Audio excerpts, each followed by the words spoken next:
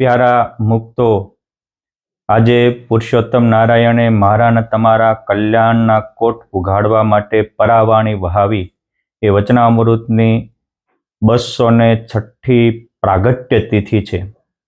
વચનામૃત એ પુરુષોત્તમ નારાયણનું અવની ઉપરનું પ્રગટ સ્વરૂપ છે. વચનામૃત એ બ્રહ્મ અને પરબ્રહ્મનો સંવાદ છે. વચનામૃત એ મુક્ત અને મહારાજની અનુપમ ગોષ્ઠી છે. વચનામૃત એ અવની ઉપરનું અમૃત છે. જેમ કોઈ અમૃત પાન કરે એના તમામ રોગ નાશ પામે, એમ આ વચનામૃતનું પાન કરે એના તમામ રોગો નષ્ટ થાય છે. અરે આત્મા છતાં દેહ પૂર્ણ કામ બની જાય છે. વચનામૃતના લેખક સદગુરુ સંતોએ વચનામૃતના પ્રારંભમાં જ લખ્યું છે કે નિજેર વચો મૃતેર લોકે અતર્પયદ્યો નિજાશ્રિતાન પ્રીતો ન સર્વદા સોસ્તુ શ્રી હરિ ધર્મનંદન. તમામના દુઃખને હરનારા એવા ધર્મપુત્ર ભગવાન સ્વામિનારાયણે પોતાના આશ્રિતોને પરિપૂર્ણ કરવા માટે, છતાં દેહ પૂર્ણ કામ અને આત્મારામ બનાવવા માટે જે વચનામૃતનું રસપાન કરાવ્યું છે, એવા પુરુષોત્તમ નારાયણ અમારી ઉપર સર્વદા પ્રસન્ન રહો, પ્રસન્ન રહો, પ્રસન્ન રહો. વળી મોટા સંતો કહે છે કે સંસાર સર્પદંષ્ટાનામ જીવાનામ મૂર્છિતામ મોહો વચનામૃતાની હરેર ભૂયાસુ પરમૌષધમ. સંસાર રૂપી સર્પ વડે વારંવાર દંશ પામેલા કામ, ક્રોધ, લોભ, મદ, મોહમાં ગોથા ખાતા એવા અને મૂર્છા પામેલા એવા જીવ માટે આ વચનામૃત એ પરમ ઔષધિ છે. તમામના કલ્યાણના કોટ ઉઘાડનારા છે. માધવાનંદ સરસ્વતી જે પહેલા અદ્વૈત પંથમાં હતા, પણ પુરુષોત્તમ નારાયણનો અનુભવ થયો અને સત્સંગી થયા, એ એવું લખે છે વચનામૃત વાંચીને પછી કે વાલે વચનામૃતમાં રહસ્ય ભર્યું, ધર્મ જ્ઞાન વૈરાગ્યનું એ પાત્ર ઠર્યું, પરાભક્તિ બતાવી કલ્યાણ કર્યું. આ સ્વામિનારાયણ ભગવાનનું વચનામૃત છે. વાલા મુક્તો, વચનામૃત માટે જેટલું કહીએ એટલું ઓછું છે. એકવાર મહાન સમર્થ સંત અક્ષર મૂર્તિ ગુણાતીતાનંદ સ્વામી વિચરણ કરતા કરતા જુનાગઢ પ્રદેશના ગીદર ગામમાં માણાવદર પધાર્યા હતા અને માણાવદરમાં સ્વામી પધાર્યા એવા સમાચાર મળતા માણાવદરના નરેશ અને બાજુના ગીદડ નવાબ એ બધા જ સ્વામીની વાતો સાંભળવા આવ્યા. એ વખતે ગુણાતીતાનંદ સ્વામીએ પુરુષોત્તમ નારાયણના 2 વચનામૃતો વાંચ્યા અને એનું રસપાન કરતા એ મુસ્લિમ નવાબ મુક્ત કંઠે બોલી ઉઠ્યા कि आ भाषा बोलनार तो खुदा है ही, लेकिन इसको लिखने वाला भी खुदा है, मगर ऐसा हरीफ नहीं निकल सकते, ऐसा शब्द लिखा भी नहीं सकते और निकल भी नहीं सकते. आ जेना उद्गाता અને જેના લેખન કરનારા એ પણ ખુદા જેવા સમર્થ હોય, એનું આ સંકલન એટલે વચનામૃત છે.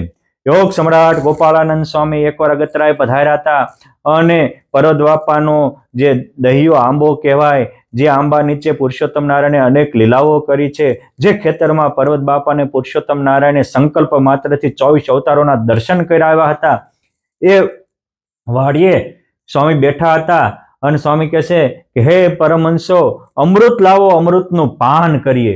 ગોપાળાનંદ સ્વામી એવું કહેતા કે વચનામૃત વિના બીજે માલ મનાય એને મોહ થયો છે. કેમ જે પુરુષોત્તમ નારાયણમાં 4 વેદ, 18 પુરાણ અને 6 શાસ્ત્રનો સાર ભર્યો છે. વચનામૃત બારું એક પણ વાત અવિદ્વાન નથી રાખી. અર્થાત વચનામૃત મારા તમારા માટે અવનીથી અક્ષરધામમાં જવાનો રાજમાર્ગ બનાવ્યો છે. સ્વામી કહે છે કે અમૃત લાવો, અમૃતનું રસપાન કરીએ. ત્યારે કોઈ સમજ્યા નહીં. ત્યારે સ્વામી પોતાના શિષ્ય બાલ મુકુંદ સ્વામીને કહે છે કે અમૃત લાવો. તરત જ સમજી ગયા અને વચનામૃત લાવ્યા. અને પછી એ વખતે ગોપાળાનંદ સ્વામીએ પ્રથમનું 54મું વચનામૃત વંચાવ્યું. અને પછી કહે છે કે સ્વામી, ઓહો, જુઓ તો ખરા, આમાં તો પુરુષોત્તમ નારાયણે મોક્ષના દ્વાર ખુલ્લા કરી દીધા છે. જેવી સંસારમાં પ્રીતિ છે એવી સંતમાં થાય, જેવી દેહમાં પ્રીતિ છે એવી ભગવાનમાં થાય, એના મોક્ષના દ્વાર ખુલી જાય. આમાં તો મહારાજે હાવ માયાના પાસથી બંધાયેલા માટે મુક્તિના દ્વાર ખુલ્યા. પણ જેના 10,000 જન્મના પાપ પ્રગટ્યા હોય એને દેહના સંબંધી જેવી પ્રીતિ સંતમાં કરતા આડો ગઢ બને છે. અને જેના 10,000 જન્મના પુણ્ય ઉદય થયા હોય એને આ વચનામૃતનું રહસ્ય સમજાય. વચનામૃત એ બોલવાનો નહીં, અનુભવવાનો ગ્રંથ છે.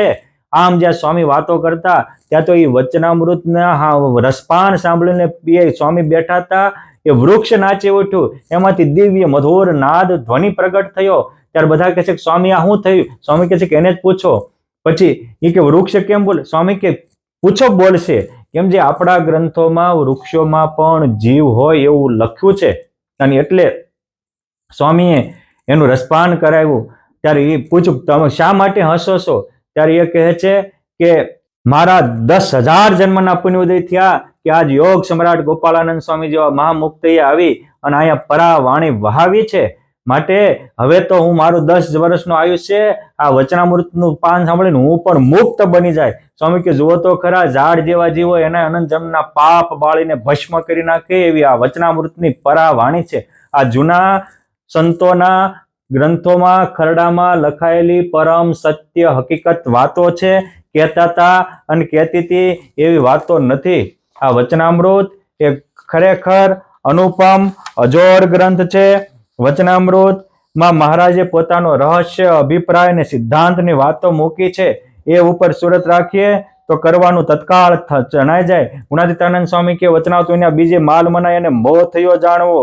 અરે ભગવાનના દીકરા હોય પણ સાધુ સમાગમ વિના અને આ વચનામૃતના ગ્રંથને લઈને બેઠ્યા વિના જેમ છે એમ પુરુષોત્તમ નારાયણનું સ્વરૂપ, આત્મા ને પરમાત્માનું સ્વરૂપ, જીવ અને માયાનું સ્વરૂપ સમજાય નહીં. પણ ગોપાળાનંદ સ્વામી તેવું કહેતા કે ભલે પહેલા ન સમજાય પણ 10 વાર વાંચે તો ચોક્કસ પુરુષોત્તમ નારાયણના આશીર્વાદ છે.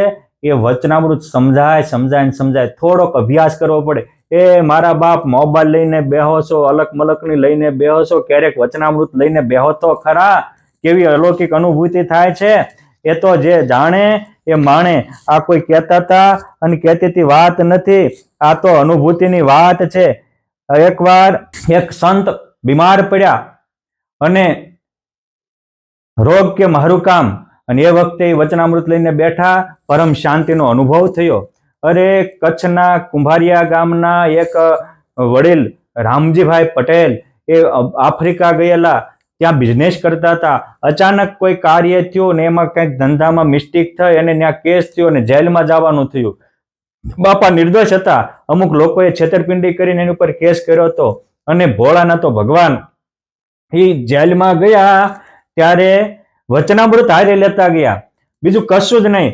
અને વચનામૃતમાં જઈ અને બીજું કે તમારે વકીલ રાખો, મારે કાંઈ રાખવું નથી, મારી પાસે વચનામૃત છે, બધું જ છે. વચનામૃત મારે માટે પ્રગટ પુરુષોત્તમ નારાયણનું સ્વરૂપ છે એમ કહીને 3 દિવસ સુધી વચનામૃતના પાઠ કર્યા. ત્રીજે દિવસે નિર્દોષ છૂટી ગયા. પછી એ બાપા અહીંયા આફ્રિકાથી ભારતમાં આવ્યા, વડતાલ અમદાવાદ દર્શન કરી અને મેમનગર પૂજ્ય હરિસ્વરૂપ સ્વામીને મળ્યા અને હરિસ્વરૂપ સ્વામીને આ એને વાત કરેલી. એ હરિસ્વરૂપ સ્વામી પણ આ વચનામૃતમાં એ બાપાનો પ્રસંગ બહુ વ્યવસ્થિત રીતે કહે છે. મારે તો એ કેવું છે આવા અનેક અનુભવો છે. નડિયાદમાં એક વકીલ હતા, અમને કહેતા કે સ્વામી મારે કંઈક એવો અગમ કેસ હોય, ઉકલતો ન હોય, પણ હું વચનામૃત વાંચીને જાઉં ત્યાં મને મારા આ લૌકિક કેસના ઉકેલ પણ વચનામૃત આપે છે.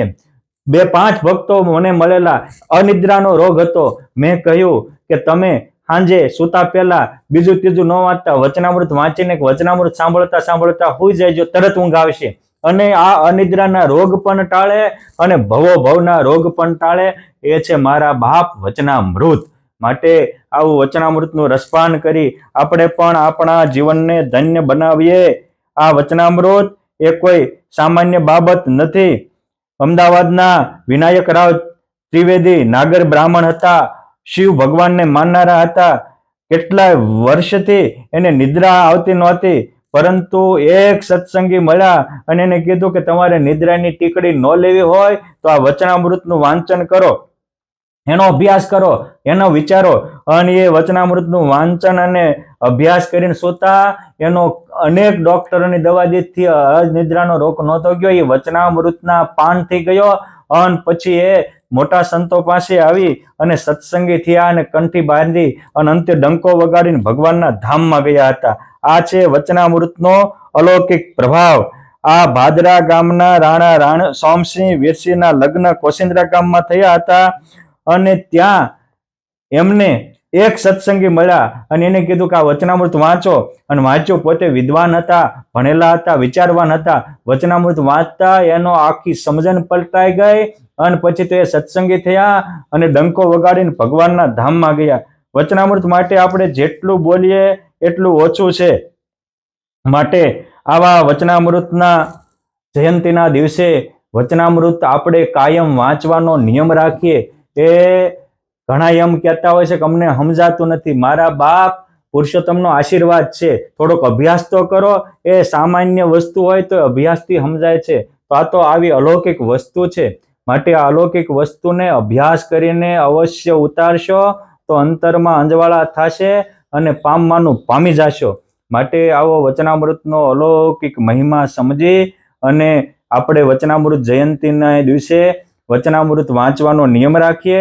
વહાલા મુક્તો, આપ સૌની કૃપા હશે તો પછી ધીરે ધીરે આપણે 1 થી 7 વચનામૃતો સમજ્યા છીએ, આગળના પણ સમજશું અને આપણા જીવનને ધન્ય બનાવશું. અસ્તુ. ધન્યવાદ. જય સ્વામિનારાયણ.